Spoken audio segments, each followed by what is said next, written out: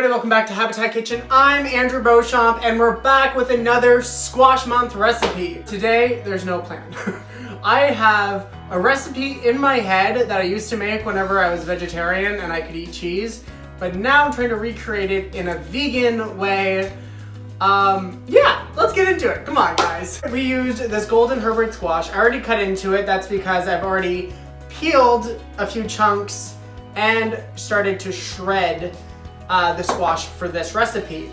Now you don't need a lot of squash for this recipe. About 3 cups will do, depending on how much you want to make. But pretty much what we're making is a phyllo pastry stuffed with a squash filling. One of my favorite recipes from back in the day, but I want to make it vegan. For my filling, I've already pre-done a lot of the vegetables. So I've shredded my squash. I also shredded half a red onion and a white sweet onion. I have 1 bunch of cooked and wilted and also chopped up spinach. I also drained a lot of the liquid off of this so our mixture doesn't become too soupy. So to start this vegan cheese mixture, I decided to use firm tofu. I was thinking silk tofu, but I thought it might be a little too soft and not enough bite. So I went for the firm.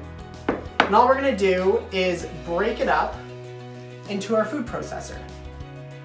Nutritional yeast, just about a tablespoon, maybe a tablespoon and a half.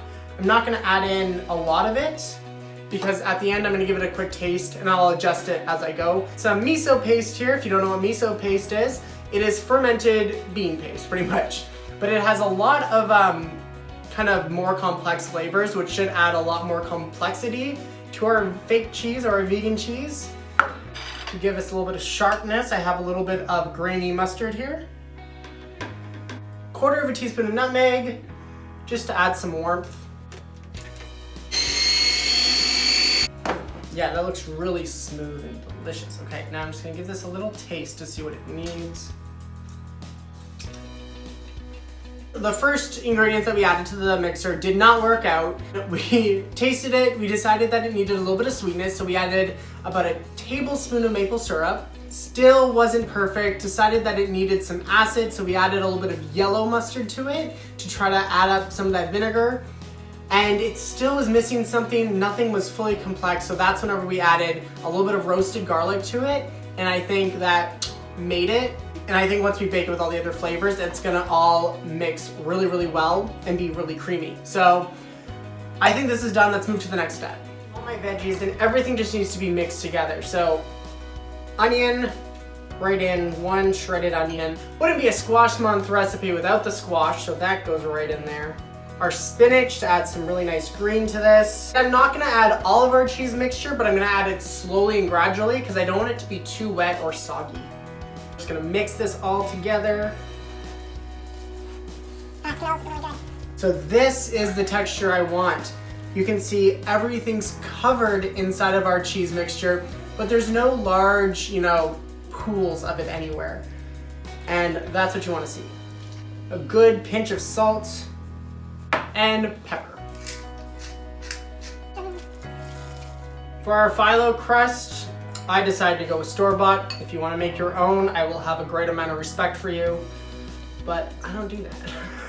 So I'm just putting in my tray, this is a 6x9. This is a 6x9. I'm just buttering up the bottom and the sides. And now you're gonna want to be careful and work fast with your phyllo because phyllo pastry dries out quite fast and quickly. I'm gonna layer a few sheets, and in between each sheet of phyllo, you're gonna brush with your oil or butter.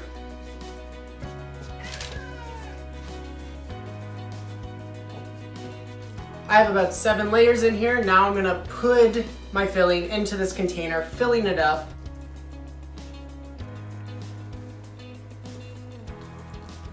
First we're gonna do, fold in the insides, just like so. Then butter those flaps. Now fold in the outer corners. Butter again.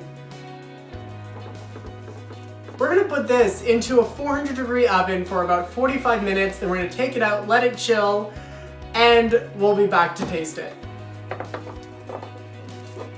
And here we are, guys. I obviously took it out of our shell, but you can see everything has crisped up beautifully.